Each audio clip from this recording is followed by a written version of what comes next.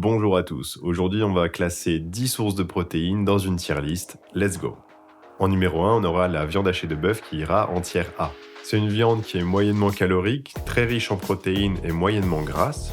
On y trouve du zinc qui a plusieurs fonctions, notamment le renouvellement de nos cellules. On y trouve de la vitamine B12 qui a un rôle majeur dans le sang, mais aussi dans le système nerveux. On y trouve également du fer et du fer qui est dit héminique, donc c'est du fer qui vient du sang. Ce fer-là, il est hautement assimilable par le corps. Et dans le gras du bœuf, on a un acide gras en particulier qui s'appelle l'acide linoléique conjugué. Et ce gras-là, il va aider en fait à la perte de gras dans le corps humain. La qualité nutritive du bœuf va dépendre de comment a été nourrie la bête. Donc si vous avez une viande de bonne qualité où la bête a été nourrie avec de l'herbe, eh ben son profil d'acide gras sera d'autant plus intéressant.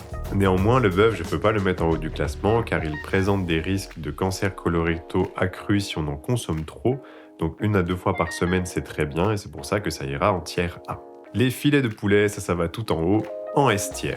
Les filets de poulet, c'est très peu calorique, c'est très riche en protéines et c'est très peu gras. C'est une des viandes avec le ratio protéines-graisse le plus intéressant parce que ce faible taux de lipides, donc de matières grasses, va faire que la viande sera très peu calorique et donc ça va très bien s'incorporer dans une diète de perte de poids. Cette viande présente de la protéine en bonne quantité, mais également des vitamines B3 et B6 qui vont présenter des avantages pour le métabolisme et le système nerveux. Donc globalement, c'est une viande qui est meilleure d'un point de vue cardiovasculaire que le bœuf et c'est pour ça que ça va tout en haut de la liste. En 3, on aura la morue qui ira en tier B. Les calories de la morue sont très basses, mais c'est moyennement chargé en protéines et c'est très peu gras. Donc un peu comme le poulet, c'est une source qui est très intéressante dans le ratio protéines-matières grasses et c'est aussi une très bonne source de sélénium. Le sélénium, c'est un antioxydant qui joue aussi un rôle dans la formation de l'ADN.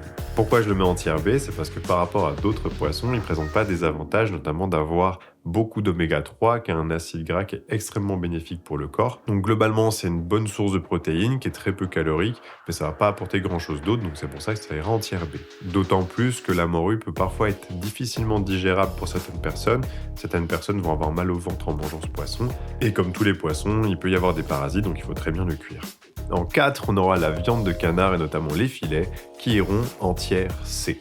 C'est une viande qui est moyennement calorique, qui est moyennement protéinée, mais par contre qui est très grasse. On y retrouve du sélénium, donc un antioxydant qui joue aussi un rôle dans la formation de l'ADN, mais on y retrouve aussi certaines vitamines B. Comme j'ai dit, c'est une viande qui est très grasse et on va détailler un peu tout ça. Les gras, on appelle ça des acides gras. Donc dans ces acides gras, il y a plusieurs catégories, il y a plusieurs acides. Et dans le canard, on va retrouver l'acide oléique qui aura tendance à faire descendre le mauvais cholestérol. Par contre, on va aussi avoir l'acide palmatique qui lui va faire augmenter le mauvais cholestérol. On aura de l'acide linoléique qui lui aussi aura tendance à faire baisser le mauvais cholestérol. Et l'acide palmétolique qui lui aussi va faire baisser le mauvais cholestérol. Donc en fait, la graisse de canard, en réalité, elle n'est pas si mauvaise que ça. Alors pourquoi je m'en tier C? C'est parce que le canard ne présente pas vraiment d'avantages par rapport au bœuf et au poulet, parce qu'il va être très calorique dû à ses acides gras. Et bien que la graisse de canard, que ces acides gras ne soient pas nocifs en tant que tels, la quantité va faire qu'au bout d'un moment, ça va faire beaucoup de calories, beaucoup de matières grasses. Donc de temps en temps, c'est pas si mal. Mais par contre, je peux pas recommander ça dans une diète quotidienne pour avoir une source de protéines. En numéro 5, on aura l'œuf qui lui ira tout en haut en S tier. L'œuf, c'est moyennement calorique, c'est pas forcément très riche en protéines, mais on va revenir là-dessus, et c'est plutôt gras. Par contre, ça contient quasiment tous les micronutriments possibles, sauf la vitamine C. On y trouve également du sélénium, dont on a parlé avant, de la vitamine A qui va être intéressante pour la santé oculaire, donc la santé de nos yeux, de la vitamine B2, B5, de la vitamine E, et également de la choline. La choline, c'est essentiel pour la membrane de nos cellules, et notamment des cellules cérébrales. Et par rapport aux protéines de l'œuf, ce qui est intéressant, c'est qu'elles sont hautement assimilables. C'est-à-dire qu'avoir un aliment qui a beaucoup de protéines ne va pas forcément dire que le corps va pouvoir facilement assimiler ces protéines. Et l'œuf, c'est tout le contraire, c'est pas forcément hyper riche en protéines par rapport à d'autres viandes, mais par contre, c'est des protéines qui vont être hautement assimilées par le corps. D'autant plus que ça présente l'énorme avantage d'avoir énormément de micronutriments intéressants. L'œuf, c'est vraiment la base. On sait maintenant que l'œuf aura tendance à faire descendre le mauvais cholestérol, donc il n'y a pas de quoi s'en priver, donc 2 à 3 œufs par jour, ça passe.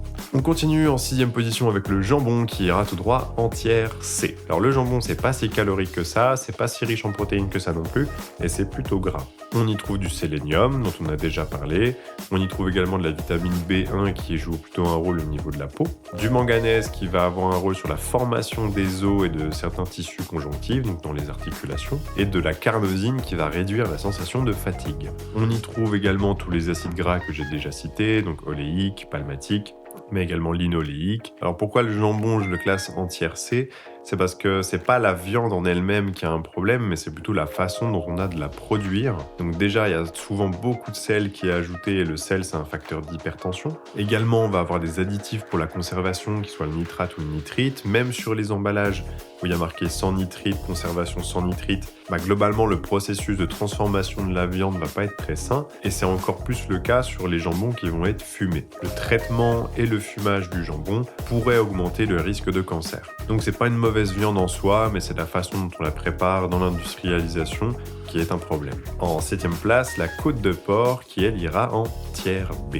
La côte de porc, c'est assez calorique, c'est moyennement riche en protéines et c'est assez gras. Un peu comme le jambon, on y retrouve du sélénium, de la vitamine B1, de la carnosine et de la choline, mais on y retrouve surtout beaucoup d'acides gras différents. Le gras du porc, il a quand même une spécificité qui est qu'il ne faut pas qu'il ne soit cuit à haute température. À très haute température, les acides gras commencent à se transformer, à se dénaturer, et cette transformation transforme l'acide gras, qui est de base plutôt bénéfique pour le corps, en une espèce de goudron cancérigène.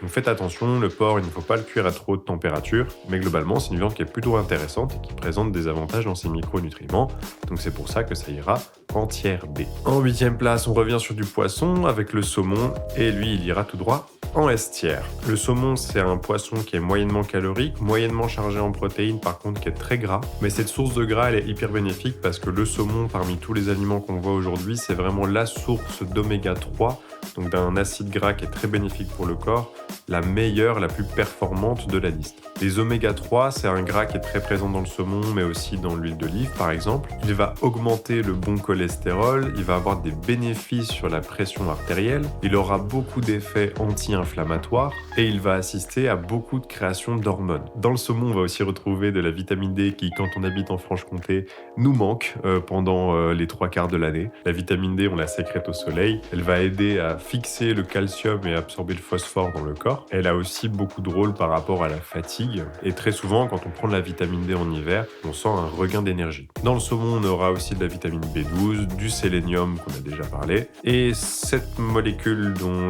je ne me forcerai pas à prononcer le nom, mais qui est très bonne pour le cholestérol. En revanche, je suis obligé d'être honnête intellectuellement, le grand problème du saumon, c'est que s'il est sauvage, il est probablement pollué aux métaux lourds, et que s'il est d'élevage, il est probablement résistant aux antibiotiques.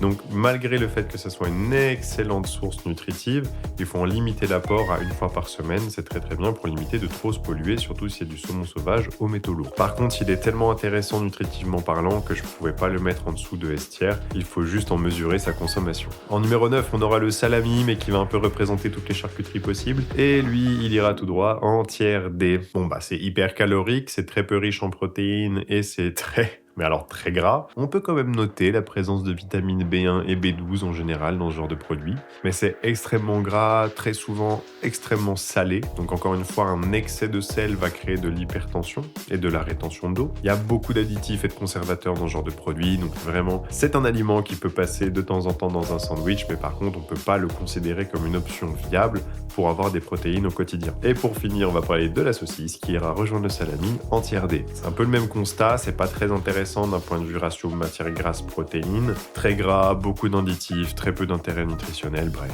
tiers D. Mais est-ce que vous êtes surpris? J'espère que cette vidéo vous a plu, j'espère que ça ne s'est pas trop entendu que je sortais d'un rhume. En tout cas, n'hésite pas à commenter, à liker et à partager, c'est bon pour mon référencement et ça fait toujours plaisir. Et moi je vous dis à la prochaine, salut!